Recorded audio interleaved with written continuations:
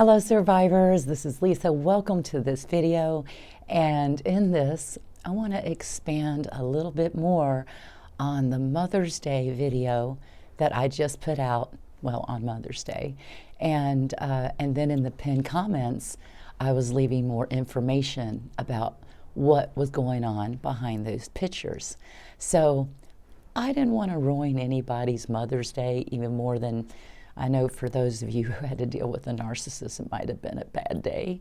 And I did not want to add to that, but I'm going to share with you how my Mother's Day actually went.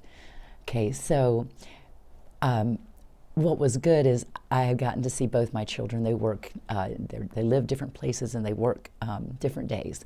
So my daughter had actually taken me out and just done wonderful Mother's Day things for me several days prior. My son happened to be off of work on Mother's Day, so then I got to spend my time with him, and in that way it was a beautiful day.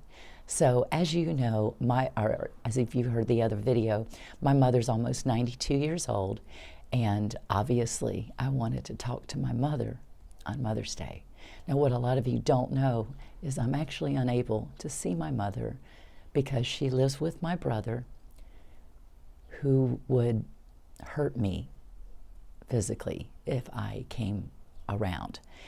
The last time I was able to see my mother, it was because I had a friend who was willing to drive me over, and just so that nobody thought she was going with anybody but this woman who my mother already knew, and I literally had to duck down in the back seat so that I wasn't seen. Yeah. So that's a whole other story, but my brother is a pathological liar. He is an abuser. He is absolutely a narcissist, but if you go back and look at that sweet little boy in the videos, can you see it? You can't, probably. And that's why when people say, I can tell a narcissist by the way they look, no.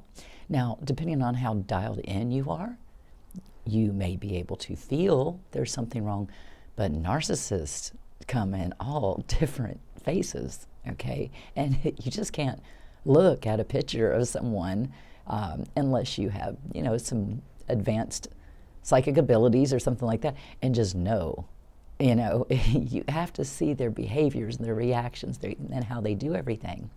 So back to what I wanted to tell you about how my Mother's Day was really nasty is I haven't been able to reach my mother over the phone for months, all right? And so when I would call, it doesn't go to voicemail, it doesn't even ring, it just kind of turns off. So I tried calling her same number from other phones to see, does my brother just have my phone number blocked, and wasn't able to get through. So I thought, okay, if I can't get through to her on Mother's Day, I'm going to call the police. So I did, to do a wellness check.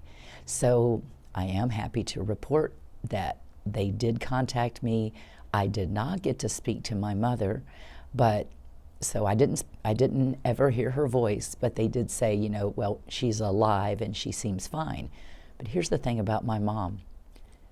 My mother has had abuse in her past, not by my father, but by men before that.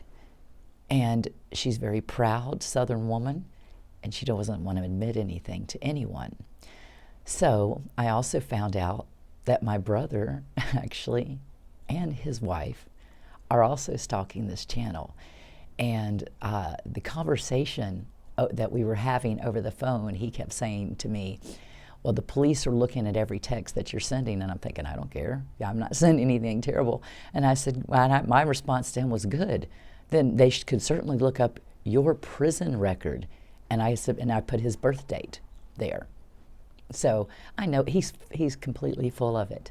I also asked him if it was true that that he told my ex-husband, my ex-narcissistic husband, that he didn't care anything about his father's ashes being destroyed. If you don't know that story, ask me, I'll just put it a link. Okay, anyway, and he told me, yeah, he didn't care anything about it.